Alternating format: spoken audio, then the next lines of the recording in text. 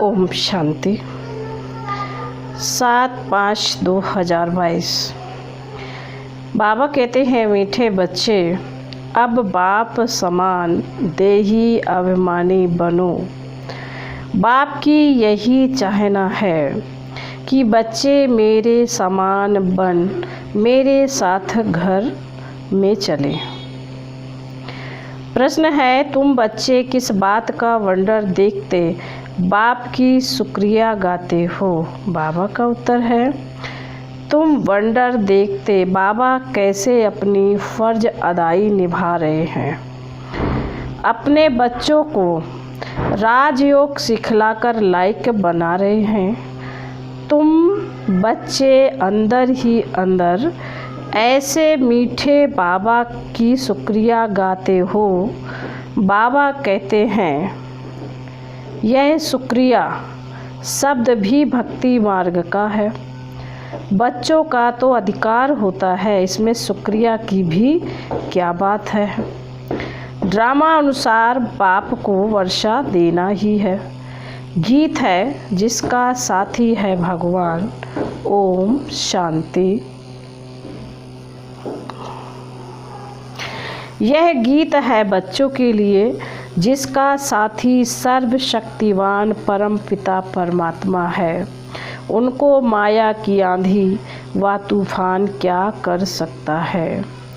वह आंधी नहीं, माया के तूफान आत्मा की ज्योति को बुझा देते हैं।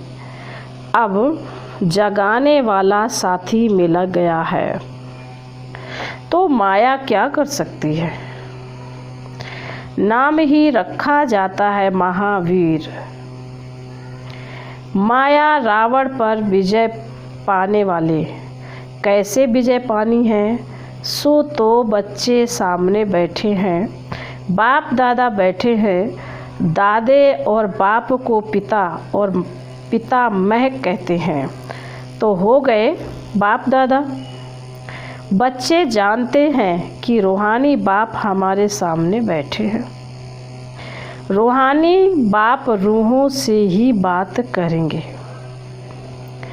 आत्मा ही आर्गन्स द्वारा सुनती है, बोलती है। तुम बच्चों को देह अभिमानी होने की आदत पड़ गई है। बाबा ने कहा, तुम बच्चों को देह अभिमानी होने की आदत पड़ गई है। आधा कल्प देह अभिमान में रहते हो। एक शरीर छोड़ दूसरा शरीर लिया, शरीर पर नाम पड़ता है। कोई कहेगा मैं परमानंद हूँ, कोई का क्या नाम है, कोई का क्या। बाबा कहते, मैं सदैव देही अभिमानी हूँ, मुझे कभी देह नहीं मिलती, तो मुझे कभी देह अभिमान नहीं हो सकता। यह देह तो इस दादा की है, मैं सदैव देही अभिमानी हूँ। तुम बच्चों को भी आपस में आप समान बनाने चाहता हूँ, क्योंकि अब तुमको मेरे पास आना है। देह अभिमान छोड़ना है। टाइम लगता है, बहुत समय से देह अभिमान में रहने का अभ्यास पड़ा हुआ है। अभी बाप कहते, इस देह को भी छोड़ो, मेरे समान बनो, क्योंकि तुमको मेरा गेस्ट बनना है। मेरे पास वापस आना है, इसलिए कहता हूँ कि पहले अपने को आत्मा निश्चय करो। यह मैं आत्माओं से ही बोलता हूँ। तुम बाप को याद करो तो वह दृष्टि खत्म हो जाए। मेहनत है इसमें। हम आत्माओं की सर्विस कर रहे हैं। आत्मा सुनती है आर्गन्स द्वारा। मैं आत्मा तुमको बाबा का संदेश दे रहा हूँ। आत्मा तो ना अपने को मेल ना फीमेल कहेगी। मेल फीमेल शरीर से नाम पड़ता है, वह तो है ही परम आत्मा। बाप कहते हैं, हे आत्माएं सुनती हो? आत्मा कहती है, हाँ सुनती हूँ। तुम अपने बाप को जानते हो? वह सभी आत्माओं का बाप है।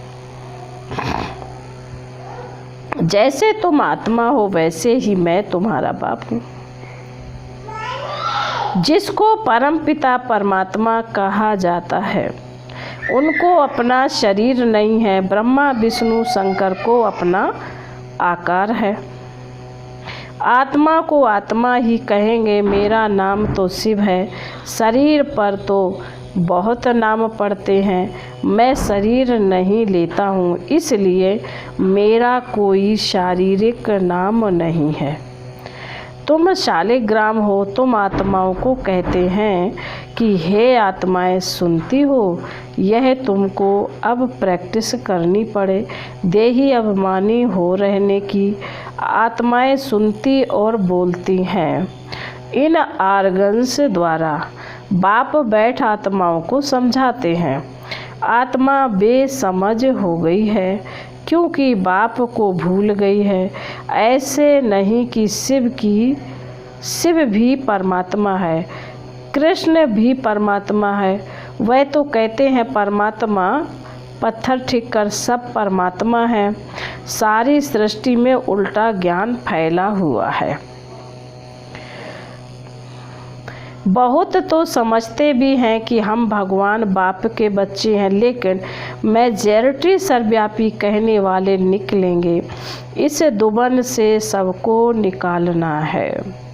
सारी दुनिया है, एक तरफ बाप है, दूसरे तरफ बाप की महिमा गाई हुई है। अहो प्रभु तेरी लीला, अहो मेरी मत, जिससे गति अथवा सदगति मिलती है। सदगति दाता तो एक ही है। मनुष्य गति सदगति के लिए कितना माथा मारते हैं। यह एक ही सदगुरु है जो मुक्ति जीवन मुक्ति दोनों ही देते हैं। बाप कहते हैं इन साधु संत आदि सबकी सदगति करने के लिए मुझे आना पड़ता है। सबकी सदगति करने वाला मैं एक ही हूँ। आत्माओं से बात करता हूँ। मैं तुम्हारा बाप हूँ और कोई यह कह ना सके कि तुम सभी आत्माएं मेरी संतान हो।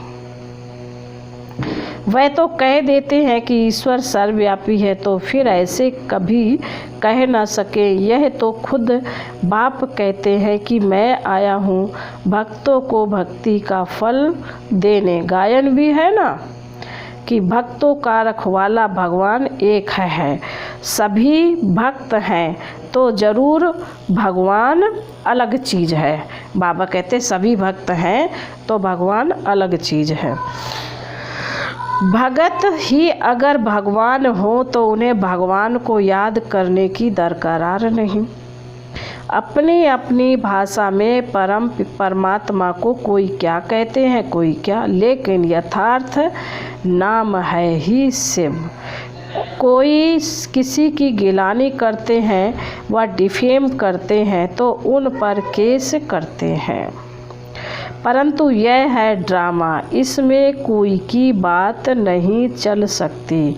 वह जानते हैं कि तुम दुखी हुए हो, फिर भी यह होगा। गीता शास्त्र आदि फिर भी वही निकलेंगे, परंतु सिर्फ गीता आदि पढ़ने से कोई समझ ना सके।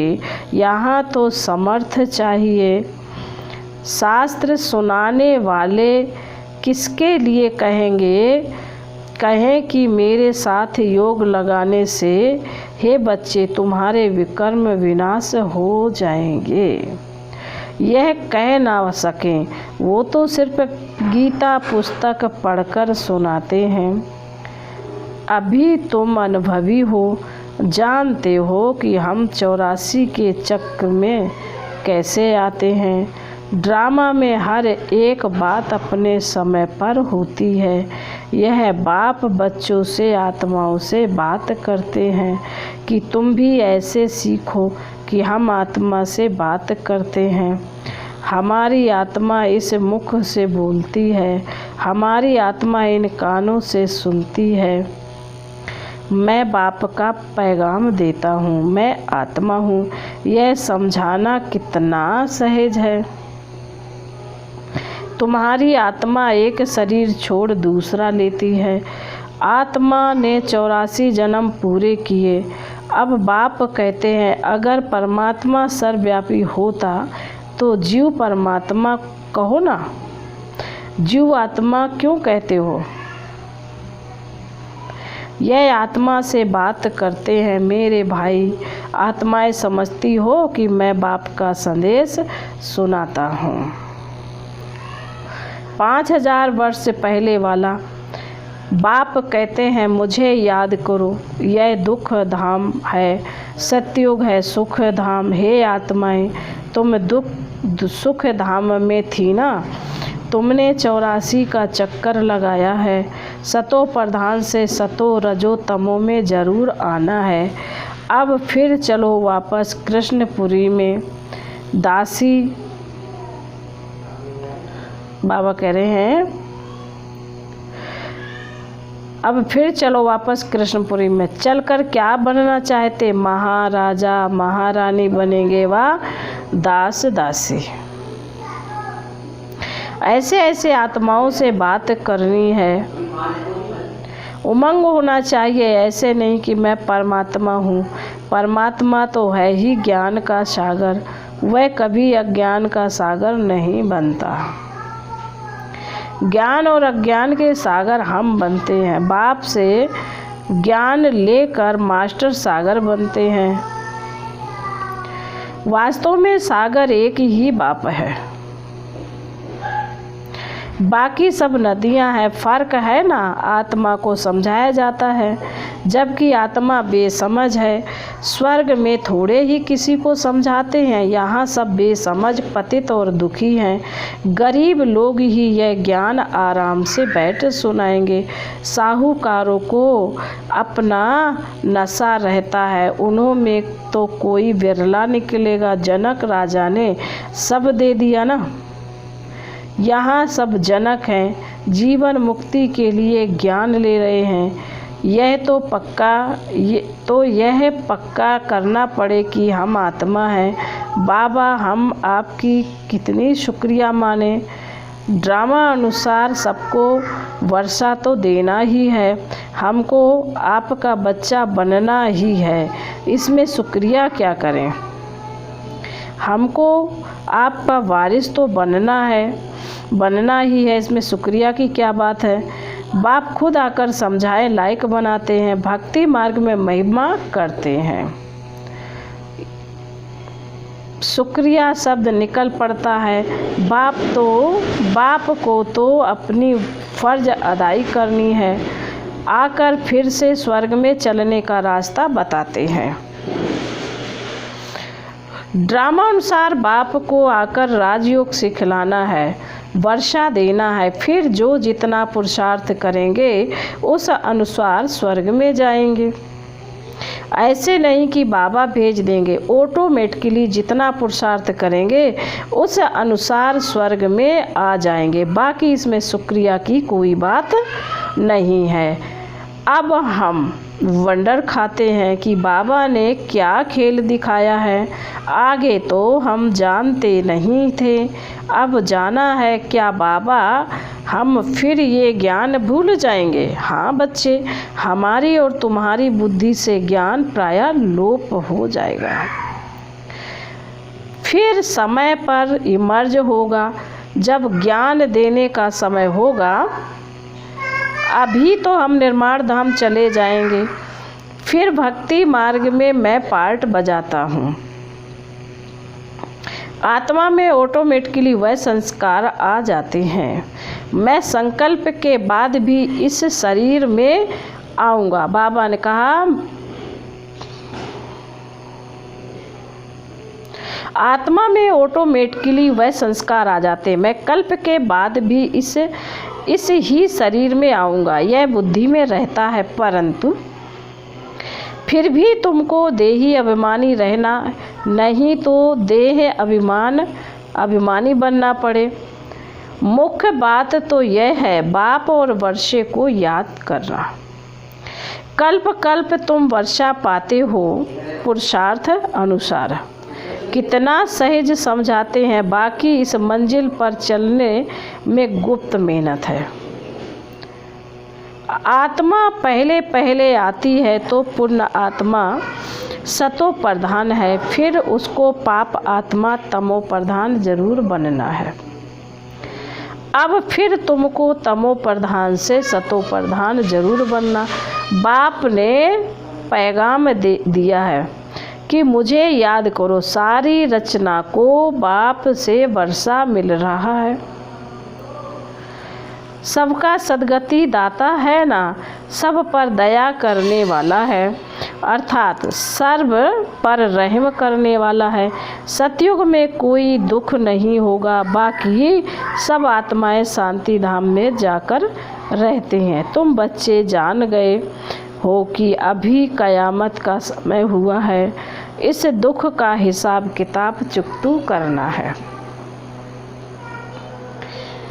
योग बल से फिर ज्ञान और योग बल से हमको भविष्य सुख के लिए खाता भी जमा करना है। जितना बाबा कहते हैं जितना जमा करेंगे उतना सुख पाएंगे और दुख का खाता चुकतू होता जाएगा। अभी हम कल्प के संगम युग पर आकर दुख का चौपड़ा चुकतू करते हैं और दूसरी तरफ जमा करते हैं। यह व्यापार है ना। बाबा ज्ञान रतन दे गुणवान बना देते हैं।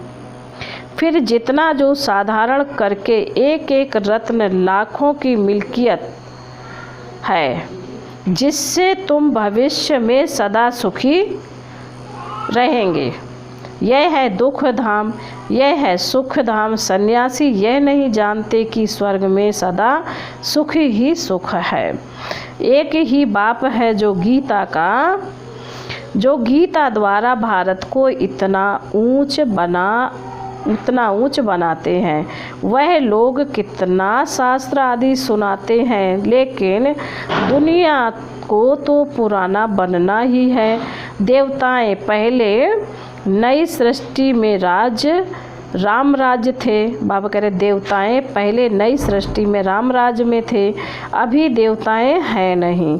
कहाँ गए? तब 84 जन्म किसने भोगे और किसके भी 84 जन्म का हिसाब निकल ना सके। 84 जन्म जरूर देवता धर्म वाले ही लेते हैं। मनुष्य तो समझते हैं कि लक्ष्मी नारायण आदि भगवान थे। जिधर देखती हूँ उधर तू ही तू है। अच्छा, भला सर्वव्यापी के ज्ञान से भी सुखी हो जाते हैं क्या? यह सर्वव्यापी का ज्ञान तो चलता आया है, फिर भी भारत को कंगाल नरक बन गया। भक्ति का फल देता हूँ, भक्ति का फल तो देना ही है भगवान को।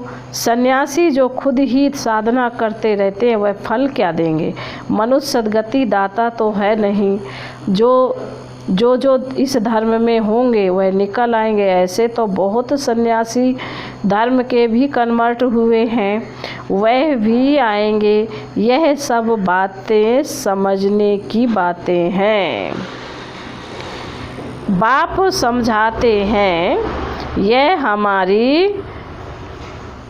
यह प्रैक्टिस रखनी है कि मैं आत्मा हूँ। आत्मा के आधार पर ही शरीर खड़ा है। शरीर तो विनाशी है, आत्मा अविनाशी है। पार्ट सारा इस छोटी आत्मा में है। कितना वंडर है, साइलेंस वाले भी समझ ना सकें। यह इमॉर्टल इम्पॉसिबल पार्ट इतनी छोटी आत्मा में है। आत्मा भी अविनाशी है तो पार्ट भी अविनाशी है। फिर बाबा बोले, अच्छा मीठे मीठे शिकिल दे बच्चों प्रति मात पिता बाप दादा का याद प्यार और गुड मॉर्निंग। रूहानी बाप की रूहानी बच्चों को नमस्ते। हम रूहानी बच्चों की रूहानी मात पिता बाप दादा को याद प्यार गुड मॉर्निंग और नमस्ते। ओम शांति। फिर बाबा ने धारणा के लिए कहा है कल्प में संगम पर योग बल से दुख का चौपड़ा यानी हिसाब किताब चुकतू करना है, नया जमा करना, ज्ञान रत्नों को धारण कर गुरुवान बनना है। मैं आत्मा हूँ, आत्मा भाई से बात करता हूँ, शरीर विनाशी है, मैं अपने भाई आत्मा को संदेश सुना रहा हूँ, ऐसी प्रैक्टिस करनी है। फिर बाबा ने वरदान में कहा है, शुभ भावना और श्रेष्ठ भाव द्वारा सर्व के प्रिय बन विजयी माला में पिरोने वाले विजयी भव। स्पष्टीकरण है, कोई किसी भी भाव से बोले वह चले, लेकिन आप सदा हर एक के प्रति शुभ भाव श्रेष्ठ भाव धारण करो, इसमें विजयी बनो तो माला में पिरोने के अधिकारी बन जाएंगे। क्योंकि सर्व के प्रिय बनने का साधन ही है संबंध संपर्क में हर एक के प्रति श्रेष्ठ भाव धारणा करना।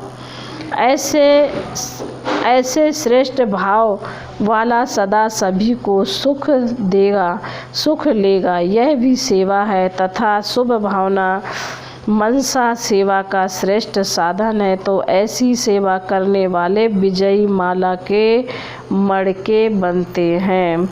स्लोगन है, कर्म में योग का अनुभव करना ही कर्मयोगी बनना है। कर्म में योग का अनुभव करना ही कर्मयोगी बनना है। अच्छा, ओम शांति।